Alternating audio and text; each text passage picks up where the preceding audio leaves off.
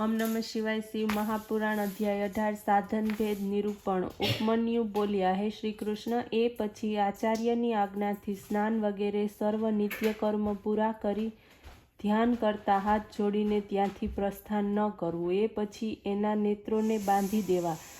ગુરુદેવ શિષ્ય દ્વારા પુષ્પો વેરે જ્યાં જ્યાં ફૂલ પડે ત્યાં નામનું ઉચ્ચારણ કરતા જાય। પછી મંડળમાં જઈને નિર્માલયનો સ્વીકાર કરવો, ઈશાન દેવનું પૂજન કરવું, અગ્નિહોત્ર કરવું। જો શિષ્યને રાત્રિના સમયે દુઃસ્વપ્ન આવ્યું હોય તો એને શાંત કરવાના માટે મૂળ વિદ્યા દ્વારા 100 અથવા 50 આહુતિઓ આપવી। પછી વાગીશ્વરીનું પૂજન કરવું। એ સમયે વાગીશ્વરીને પ્રણામ કરીને મંડળમાં દેવ પૂજન કરીને 3 આહુતિઓ આપવી।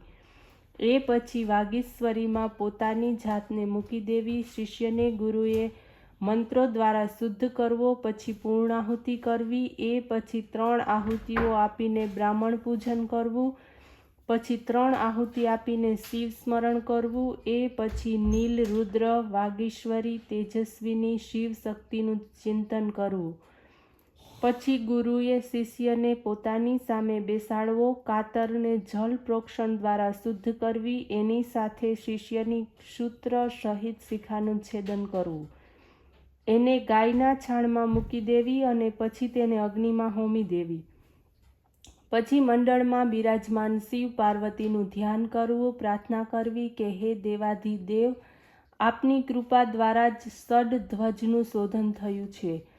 આથી એને અવ્યય ધામની પ્રાપ્તિ થાય। ત્યારે નાડી સંધાનની સાથે પંચભૂતોની શુદ્ધિ કરવી, 3 આહુતિઓ હોમવી, અણિમા આદિ ગુણોનું નિરૂપણ કરવું, આવરણની સાથે ગૌરીશંકરને પૂજન આસન આપીને ફરી પ્રાર્થના કરવી, મારું કરેલું પુણ્ય કાર્ય સફળ થાય। ગુરુદેવે શિષ્યની સાથે પૃથ્વી ઉપર દેવતાને પ્રણામ કરવા, મંડળ તથા અગ્નિમાંથી દેવતાનું વિસર્જન કરવું। અધ્યાય 19 સાધન ભેદ નિરૂપણ। ઉપમન્યુ બોલ્યા, હે શ્રી કૃષ્ણ, અમે મંત્ર સાધનના પ્રકારનું નિરૂપણ કરીએ છીએ। મંડપના મધ્યમાં શિવપૂજન કરીને કળશનું સ્થાપન કરીને હવન કરવો, પછી ખુલ્લે માથે શિષ્યને મંડળમાં બેસાડવો। એ પછી 100 આહુતિ આપી હવન કરવો, પુષ્પવાળા જળથી અભિષેક ન કરવો, પછી શિવ સંબંધી વિદ્યા પ્રદાન કરવી। ત્યાર પછી શિષ્યને સાધનની રીતે બતાવવી। આ પ્રકારે શિષ્ય સાધન ઉપદેશને ગ્રહણ કરવો, ગુરુદેવની સામે જ મંત્ર સાધના ઉપદેશને આરંભવી। આ સાધનાથી મૂળ મંત્રનું પુરુષવરણ થાય છે। જ્યારે આ પ્રકારનું સાધન આરાધન પૂર્ણ થાય ત્યારે સ્વાદિષ્ટ ખીરનું નિવેદન કરીને પ્રણામ કરવા, પછી 1 કરોડ અથવા અડધા કરોડ જપ કરવા, એટલું પણ ન થાય તો 20 અથવા 10 લાખ જપ કરવા।